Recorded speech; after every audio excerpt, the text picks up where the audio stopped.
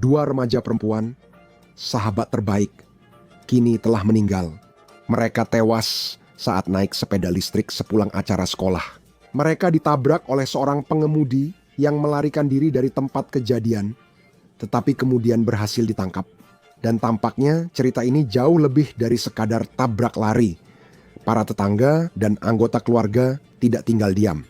Mereka mengatakan bahwa gadis-gadis ini menjadi target, mereka diikuti, dan mereka dibunuh oleh seorang anak laki-laki yang tergila-gila pada salah satu dari mereka.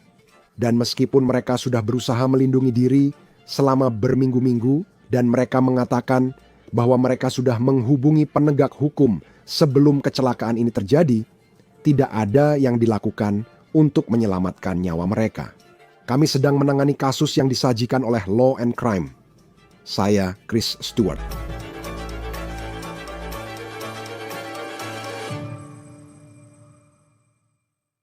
Setiap kisah di mana seseorang kehilangan nyawanya, dan dalam kasus ini 2 orang yang masih remaja, itu sangat tragis. Tapi yang membuatnya semakin mengejutkan adalah kenyataan bahwa ini tampaknya merupakan serangan yang memang ditargetkan. Setidaknya itulah yang dikatakan oleh anggota keluarga dan tetangga para korban. Ini korban, Maria Neotis dan Isabella Salas. Keduanya berusia 17 tahun dan sahabat dekat. Mereka pulang bersama menaiki sepeda listrik di komunitas mereka di Cranford, New Jersey Utara, dekat kota New York. Kejadian ini terjadi Selasa malam sekitar pukul 5.30 menurut polisi. DPIX merekam dari helikopter di lokasi. Para gadis berada di Burnside Avenue. Itu jalan pinggiran kota khas di luar kota. Para gadis sedang bersepeda di jalan lalu ditabrak Jeep Compass hitam. Polisi menyebut pengemudi melarikan diri. Berikut gambar kendaraan itu. Ini adalah gambar yang dikeluarkan oleh kantor jaksa Union County saat mereka masih mencari pengemudi tersebut. Tak lama setelah kabar beredar, 2 gadis muda ini muncul di depan umum. Para tetangga mengungkapkan ke publik tentang apa yang menurut mereka sebenarnya terjadi. Ini adalah serangan terarah oleh anak laki-laki yang diduga menguntit Maria Neotis. Inilah tulisan Paman Maria di Facebook. Keponakan saya yang cantik berusia 17 tahun telah dibunuh. Tersangka diduga mengikuti Maria ke rumah selama berbulan-bulan dan melecehkannya. Mereka mengaku telah berulang kali melapor ke polisi. Dia menyebut tersangka sebagai seorang psikopat. Dalam unggahannya, dia juga mengatakan bahwa dia berharap hukum sekarang menjalankan tugasnya. Dalam unggahan lain, dia menyebut tersangka mengawasi keponakannya dari taman dekat rumah dan memperhatikan setiap geraknya. Dia juga bilang ingin tersangka masuk neraka. Tetangga di kota Maria juga mengungkapkan kekhawatiran tentang penguntit yang diduga ini. Tampaknya semua orang tahu apa yang terjadi, diduga melibatkan Maria dan anak laki-laki ini. Menurut televisi WNBC, ada kemungkinan Maria menjalin hubungan dengan anak laki-laki ini. Dan kemungkinan masalah ini terjadi karena putus cinta atau karena suatu pertengkaran. Saat rekaman ini dibuat, jaksa Union County belum mengungkap nama tersangka. Yang diketahui hanya usianya, 17 tahun. Ini adalah siaran pers yang mereka keluarkan kemarin untuk mengumumkan penangkapannya. Tersangka pembunuh sekarang menghadapi 2 dakwaan pembunuhan tingkat pertama. Nama tersangka belum diumumkan ke publik dan kami masih menunggu info lebih lanjut tentangnya. Namun begitu cerita ini menjadi publik dan pembicaraan mulai menyebar, dan ingat, begitu banyak orang di lingkungan ini tampaknya tahu persis siapa anak laki-laki ini. Kami tidak akan menyebutkan namanya sampai jaksa melakukannya, tetapi kabar itu sampai ke kepala polisi Westfield, New Jersey. Namanya Chris Bataloro. Dan dia mengumumkan secara terbuka di Facebook dengan pernyataan ini yang sangat tidak biasa dalam kasus seperti ini, tetapi mungkin menunjukkan betapa besar kemarahan di komunitas-komunitas ini atas apa yang diduga terjadi. Sekarang, pernyataan di halaman Facebook resmi kota tersebut berbunyi, kutip, sementara media sosial telah menyebarkan bahwa terdakwa memiliki hubungan keluarga dengan saya, dia bukan anak saya dan bukan anggota keluarga inti saya. Saya tegaskan, saya, istri, dan anak-anak saya tidak membenarkan atau membela tindakan yang menyebabkan hilangnya nyawa secara tragis ini. Dia bilang tetap diam beberapa hari terakhir hingga tuntutan diajukan pada tersangka yang namanya tidak disebutkan. Sekarang, sulit membayangkan apa yang sedang dialami keluarga para korban ini. Berikut adalah foto yang diposting oleh keluarga Isabella. Ini terjadi hanya beberapa hari yang lalu. Putri mereka sedang belajar mengemudi di balik kemudi seperti banyak remaja lainnya. Keterangan dari ibunya berbunyi seperti ini pada momen tersebut. Obituari Maria menyebutkan bahwa dia lahir di Yunani dan pindah ke Amerika Serikat. Dia bersekolah di sekolah menengah atas di kota Cranford, New Jersey. Dan setelah lulus dari sana, dia berencana memulai karier di bidang tata rias. GoFundMe untuk para gadis minggu ini telah mengumpulkan lebih dari $130.000. Bergabunglah bersama kami membahas ini dengan pensiunan detektif New York Police Department dan pembawa acara podcast Gold Shields, Tom Smith. Senang sekali Anda ada di Law and Crime. Ini kisah yang sangat menyedihkan. Tersangka yang kami rekam ini berusia 17 tahun, tapi namanya belum diketahui. Dia didakwa 2 tuduhan pembunuhan tingkat pertama. Saya tahu ini berbeda di tiap negara bagian, tapi di New Jersey, apa arti tuduhan itu dalam kasusnya? Ya, di bawah mungkin menunjukkan adanya perencanaan dalam menguntit, mengawasi, dan merencanakan ini karena ada sesuatu yang tidak berjalan baik di dunia mereka. Dan seperti yang kamu katakan, Chris, ini benar-benar kasus yang sangat menyedihkan dari sesuatu yang sebenarnya sangat bisa dicegah, tapi akhirnya menyebabkan kematian 2 gadis muda ini. Sejak cerita ini mencuat, bahkan jika ini adalah tabrak lari, tetap saja, tanpa unsur perencanaan, tetap akan sangat tragis karena kehilangan 2 gadis muda yang hanya sedang pulang dari acara sekolah dengan sepeda listrik mereka. Tapi sepertinya dia memang punya masalah dan lingkungan sekitar tahu bahwa dia diduga menguntitnya. Bagaimana cara mencegah? Dan memang sulit untuk dikatakan bagaimana cara mencegah hal seperti ini. Kalau memang sudah dilaporkan mereka punya masalah ini, bukan berarti dia punya senjata api dan hukum bisa mencegah itu. Maksud saya, jika dia memakai mobilnya untuk melakukan ini, bagaimana mencegahnya? Ya, ini fenomena hard melibatkan orang tua dan keluarga yang terus-menerus menelepon polisi dan membuat mereka datang ke lokasi serta terlibat. Dan kemungkinan surat perintah penahanan selalu menjadi, Anda tahu, pencegah meskipun tidak selalu yang terbaik karena itu hanya selembar kertas di mata orang jahat. Anda tahu, dan kalau mereka benar-benar berniat melakukan sesuatu, mereka tidak akan, Anda tahu, menganggap surat perintah penahanan itu sebagai sesuatu yang buruk. Tetapi ini benar-benar alat yang bisa digunakan. Tapi yang terpenting itu adalah kehadiran polisi yang terus-menerus dengan mengunjungi rumah anak ini dan menyampaikan pesan kepadanya bahwa dia melakukan sesuatu yang ilegal dan dia akan, Anda tahu, dipenjara karena hal ini. Anda tahu, dan disitulah, Anda tahu, orang tua perlu terlibat dalam kehidupan anak-anak mereka ketika sesuatu seperti ini terjadi. Anggapan bahwa mereka bisa mengatasinya harus dibuang. Ya, kita sudah bicara banyak cerita. Anak ini berusia 17 tahun dan kini didakwa 2 pembunuhan tingkat 1. Maksud saya, jelas dia diduga mengambil 2 nyawa. Tapi, Anda tahu, untuk dia sendiri, maksud saya memikirkan hukuman jika dia diadili sebagai orang dewasa. Dia mungkin menghabiskan sisa hidup di penjara. Apa yang dipertimbangkan dalam keputusan ini? Saya tahu namanya awalnya tidak diumumkan karena usianya 17 tahun. Apa saja yang dipertimbangkan dalam keputusan apakah dia akan diadili sebagai orang dewasa atau tidak? Jika dia berusia 17 tahun, menurut hukum, dia sudah dewasa dan tidak mendapat kelonggaran apapun atas tindakannya. Dan kalau sudah menyangkut kasus pembunuhan, dia pasti akan didakwa sebagai orang dewasa. Dan saya cuma teringat adegan ini dan sebagian besar sangat suram. Tapi maksud saya, ketika Anda mengumpulkan bukti dari sebuah tempat kejadian perkara seperti ini yang terjadi di jalan ini, maksud saya, apa saja bukti penting yang harus dimiliki penegak hukum untuk membangun kasus terhadap anak berusia 17 tahun ini? Ya, sudah banyak saya, Chris, dan saya akan berbahas apa artinya. Hal pertama adalah penyelidikan tempat kejadian perkara kecelakaan terhadap bekas ban selip, bekas rem, untuk mengetahui apakah ada upaya mencegah atau mencoba menghentikan agar tidak menabrak mereka. Rekaman kamera dari semua orang punya kamera ring di rumah mereka. Jadi Anda dapat mengambil beberapa video yang akan menunjukkan peristiwa mengerikan ini terjadi dari sudut yang berbeda, dari sudut pandang yang berbeda. What Linda Meta just wawancara, dan mewawancarai arcade rank orang yang wajah mungkin ada di sana. Tindakan mobil tersebut, apa yang terjadi setelahnya?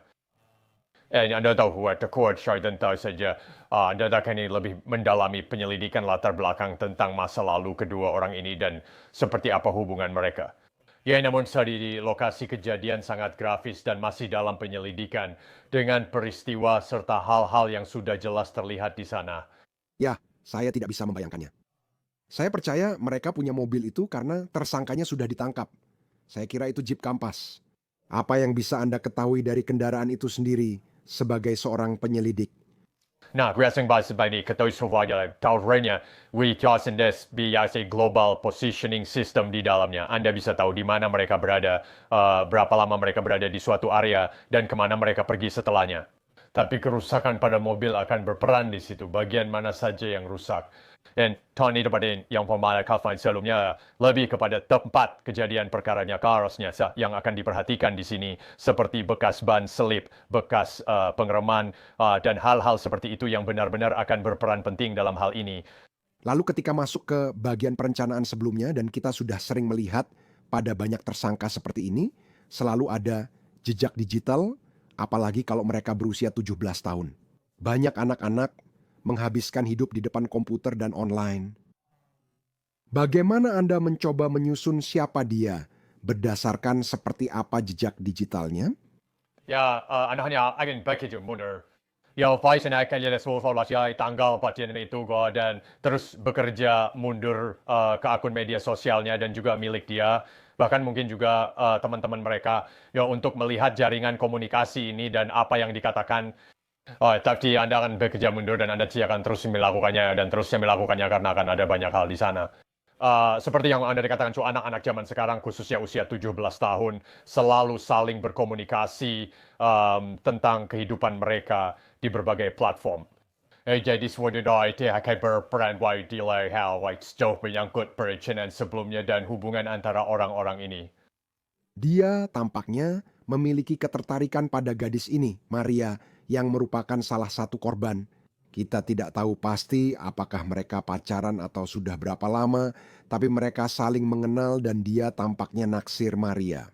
Dan kamu tahu, saya hanya berpikir bahwa, kamu tahu, begitu banyak kehidupan muda yang hancur dalam cerita ini. Saya rasa dari pengalaman Anda menangani hal seperti ini, maksud saya, seberapa sering emosi, remaja, cinta, dan semacamnya muncul dan berakhir dengan cara yang terus terang mengerikan seperti kasus ini.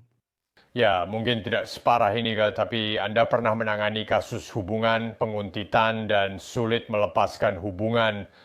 Ingat, mereka baru 17 tahun dan belum paham soal hubungan, cara mengatasinya, atau makna cinta.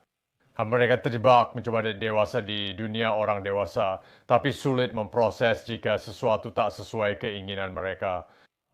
Jadi di situlah letak masalahnya, terutama ketika anak-anak dan remaja terlibat dalam hubungan seperti ini. Apa batasan hukum untuk penguntitan? Jadi jika dia sedang parkir, dilaporkan bahwa para tetangga mengatakan dia parkir di luar rumah selama beberapa malam. Bahkan mungkin berminggu-minggu atau bahkan lebih lama, menurut saya. Tapi di saat yang sama, maksud saya, ini negara bebas. Kamu bisa pergi kemana saja, siapa tahu, mungkin dia hanya suka parkir di jalan itu bisa jadi argumen yang akan dibuat oleh pengacara pembela. Apa batasan hukum agar sesuatu bisa dianggap sebagai penguntitan? Itu akan sangat banyak. Ini akan menjadi banyak orang sayangnya buat Anda akan biar bisa seorang cari korban dalam hal ini. Tetapi Anda akan berbicara dengan orang tua dan mewawancari mereka tentang percakapan yang terjadi. Seberapa takut gadis ini terhadap pria ini? Dan seperti yang saya katakan, and that's why akan dimefa kuas dasar besar di Tor guru mereka. Apakah ada sesuatu yang begitu jelas bahwa gadis ini sangat ketakutan Anda tahu saat berada di dekat atau bersama pria ini? Isu Anda itu sangat berpengaruh pada tuduhan penguntitan. Dan seperti yang baru kita bahas, jejak digitalnya, apa yang dikhawatirkan dalam pesan teks itu? Apakah ada ancaman yang dibuat olehnya? Anda tahu dan bagaimana dia menanggapinya. Jadi semua itu saling berkaitan ketika membangun kasus penguntitan. Bagaimana cara Anda masuk, misalnya ada akun Instagram dan akun Instagram itu sudah dihapus dari publik, tetapi bagaimana cara mendapatkan informasi itu, mengetahui apa nama pengguna dia, bagaimana penegak hukum melakukannya. Jadi Anda akan melakukan surat perintah penggeledahan pada dasarnya dan Anda akan meminta Instagram atau Google atau siapapun yang terlibat dengan platform-platform itu untuk bekerja sama dalam kasus ini. Anda akan mengirim surat perintah penggeledahan kepada mereka untuk akun-akun orang yang ingin Anda selidiki. Saat meliput kejahatan, saya ingat saat bekerja di berita lokal, seringkali di tempat kejadian tak ada yang mau berbicara dengan saya, padahal saya membawa mikrofon. Dalam kasus ini, sepertinya semua orang di lingkungan itu siap untuk memberitahu media lokal bahwa ini bukan sekadar tabrak lari biasa. Ini adalah sesuatu yang jauh lebih dari itu, dan sepertinya semua orang juga tahu cerita tentang apa yang dituduhkan. Saya akan mengatakan bahwa polisi belum mengonfirmasi banyak hal, tetapi cerita itu sudah beredar di luar sana. Apa yang itu tunjukkan tentang besarnya kemauan dan kesadaran komunitas ini tentang apa yang mereka katakan, melebihi sekadar tabrak lari biasa. Ya, Anda tahu, itu adalah komunitas yang ingin Anda tinggali karena mereka saling menjaga dan mereka sadar dengan apa yang sedang terjadi. Bilorit separin baltindak soal ini. Itulah, semua orang maju bertelah kejadian dan biar kata, saya tahu ini, saya tahu ini. Tapi apa yang mereka lakukan sebelumnya untuk memberitahukan hal ini kepada polisi setempat atau sekolah atau hal semacam itu untuk mungkin mencegah kejadian ini. Anda tahu, saya tidak menyalahkan mereka sama sekali, tapi Anda tahu, saya hanya ingin tahu apakah memang ada begitu banyak pengetahuan tentang penguntitan ini yang sedang terjadi. Oh, apa yang sudah tidak lakukan Anda tentang soal itu, dan Anda tahu siapa. Jadi, lain ini adalah baik ini bahasa terjadi pada keluarga mana saja, dan itulah yang menakutkan semua orang. Ya, dan itulah yang Anda tahu, semua orang pun dia tahu, macam sebenarnya ya pun terkait dengan ini, dan mungkin tanda-tanda peringatan serta bendera merah yang muncul dalam hubungan Anda sendiri tentang Anda tahu apa yang harus diwaspadai juga sebagai orang tua. Menurut saya semua itu juga berperan. Saya juga berpikir, kepala polisi kota tetangga yang diduga punya hubungan keluarga dengan tersangka, katanya nama belakangnya sama, tapi tak pasti, masuk ke Facebook resmi kota dan menyatakan ia sama sekali tidak dekat dengan orang itu. Apakah kamu pernah melihat maksud saya? Apakah kamu pernah melihat sesuatu seperti itu? Karena saya benar-benar terkejut. Saya harus memeriksa 3 kali untuk memastikan bahwa memang ada tanda centang biru di sebelahnya. Melihat bahwa kasus ini telah menimbulkan kehebohan besar di North Jersey, sampai-sampai seorang kepala polisi berusaha menjauhkan dirinya dari kasus ini. Ya, sedikit isi sangat baik dan mengerikan. Karena ketika Anda registrkan di bawah Hessioners terjadi di tawas kasus ini dan betapa kejamnya cari 2 gadis muda ini meninggal, maksud saya, itu membuat semua orang terkejut. Saya tidak peduli siapa Anda tahu. Dan jika Anda punya kesamaan dia dengar segeruk yang terlibat dalam hal ini, ya Anda pasti akan menjauh sejauh mungkin karena betapa buruknya kejadian ini. Dan terakhir, dan sayangnya, kita sudah sering membicarakan banyak kasus yang melibatkan orang-orang muda dan mereka melakukan sesuatu yang sangat kejam. Saya hanya berpikir dia baru 17 tahun dan banyak orang di usia ini maupun usia lain juga melakukan kejahatan. Saya mengerti. Dan dia dituduh melakukan satu kejahatan. Kita akan lihat dia tetap dianggap tidak bersalah sampai terbukti bersalah tentu saja. Tapi selama pengalaman Anda, apakah Anda pernah melihat seperti apa masalahnya di sini dengan anak muda ketika berhubungan dengan, maksud saya, kejahatan mengerikan yang dia tuduhkan? Ya, Anda tahu. Tebakan Anda sama baiknya dengan saya, tapi apa istilah atau cara lain yang Anda punya? Ada cara lain selain kekerasan untuk melewati sesuatu atau keluar dari sesuatu. Dan entah bagaimana Anda tahu kita pernah tampil bersama, tentu saja Anda tahu anak-anak muda ini, itu seperti mekanisme default mereka, yaitu melakukan sesuatu yang kasar untuk keluar dari suatu situasi. Itu tidak benar. Temui si orang tuamu dan bicaralah, aku sedang kesulitan dengan ini. Seorang guru, pelatih, atau mentor, kamu tahu, saudara kandung, siapa saja, cobalah untuk lebih banyak berbicara daripada hanya bertindak. Kamu tahu, Ro, tindakan seringkali terlalu mudah diambil dalam kasus seperti ini, padahal percakapan sederhana dengan orang dewasa atau seseorang yang kamu hormati bisa mencegah hal seperti ini terjadi. Dan hal itu lebih sering disampaikan. Setelah kita tahu nama tersangkanya, ini jadi menarik. Tapi menurut saya, dan ini mungkin lebih merupakan pertanyaan Anda tahu untuk seorang jaksa dan merekalah yang harus mempersiapkan pembelaan. Menurut saya, jika Anda punya kendaraan dan pengemudinya, kemungkinan identitas pelakunya tidak terlalu misterius. Maksud saya, apa pembelaan yang bisa dilakukan untuk kasus seperti ini? Saya tahu itu pertanyaan untuk pengacara pembela. Namun, pada titik ini, Anda pasti mengira penyidik punya kasus yang kuat. Ya, maksud saya major kayak Shalowin tugasnya. Apapun di kasusnya, pengacara pembela tetap harus bekerja dan mungkin akan membahas cara pengumpulan bukti tertentu. Anda tahu apakah ada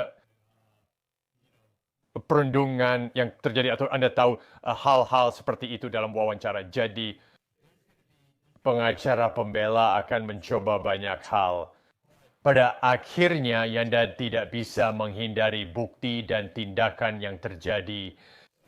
Jadi kalau sudah terjadi kesepakatan di kakak pembelaan, sedang dipertimbangkan yang Anda tahu dengan cepat untuk mencegah atau menghindari persidangan yang harus dijalani oleh para orang tua.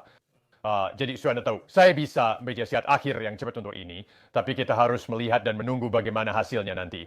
Saya tak bisa membayangkan perasaan para orang tua atas kejadian ini. Kita lihat bagaimana proses hukum berjalan.